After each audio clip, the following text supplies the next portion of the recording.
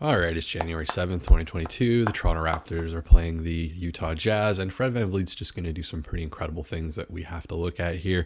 And this wasn't the Utah Jazz team that we're used to. This is a very young Utah Jazz team, just really young, painfully young.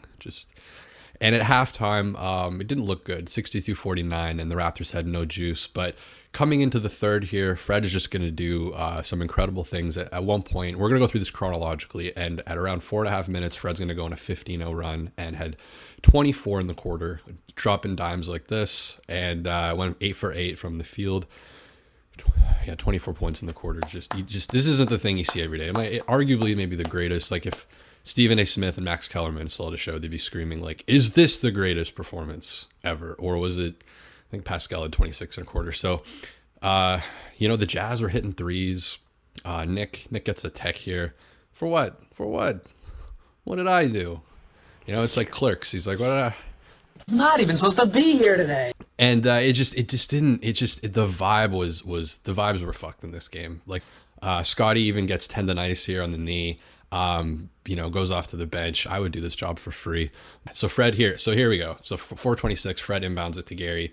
This is where the madness happens. 15-0 run. So he gets the mid range, which he's been hitting all season. Those little rainbow mid ranges. So now he's on defense over here. He plays some really tenacious D over this stretch as well. So here he gets the rebound. He also got a triple double in this game. So it's first ever. So brings the ball up the court. Just absolutely shakes. I think that was. Who was that? Again, these are all Jazz players. I think, is that Hughes or something? He plays somebody who played really well. So this guy's got the ball again, passes it over. Daniel House is in the corner here. He's just excited to be in a bubble environment with this empty Toronto stadium. This is kind of where he thrives. Speaking of dudes who like to score, Fred comes in and draws the foul. Hits it's the first free throw here. Just kind of barely gets the nice roll. And this is, Nick's like, damn, this is going pretty well actually here. This is getting good. So this is where I knew Fred was stupidly locked in. He throws the ball. He kind of throws the ball back to the ref. And he's like, you know what? I wasn't really vibing with that. He cleans himself off, gets it back here, does his standard 3 dribbles and a little spin, gets loaded up, and swishes this one. So it was a good move, I think, for him to throw the ball back because the vibes weren't right on that one play. So here he's just, he's picking up his man, whoever it is, all the way full court.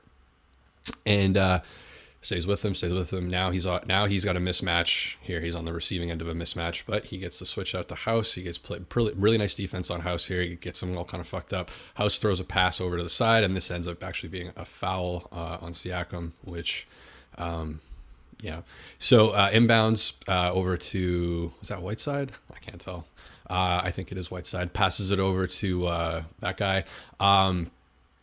So the Jazz are not scoring here. This is a 15-0 run by Fred. Jazz are not getting buckets. Fred just takes it up. He's like, you know what? I'm feeling it. Just swishes the 3.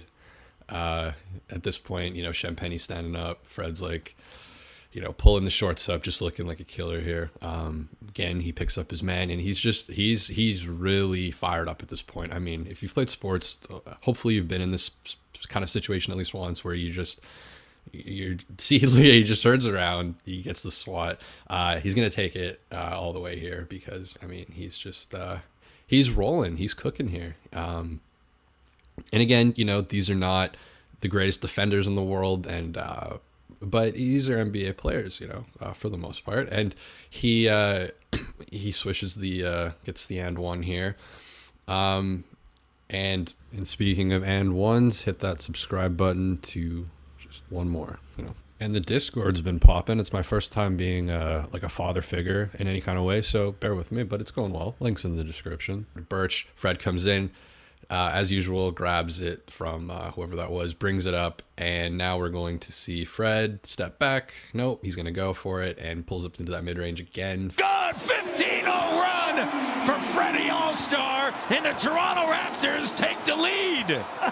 And he would go on to shoot another rainbow 3 at the end of the quarter. And it really turned around the Raptors, and they ended up actually getting the W. So over the course of this evening, I hope you will listen to many brave and outspoken supporters of movements like Me Too and Time's Up and Never Again, because what they're doing is important. The most fascinating man in basketball for me is Karl Malone. Karl Malone has a unique perspective on most everything. We're here with Karl Malone. Oh, Karl Malone, we are miscommunicating. Don't believe nothing you read Okay.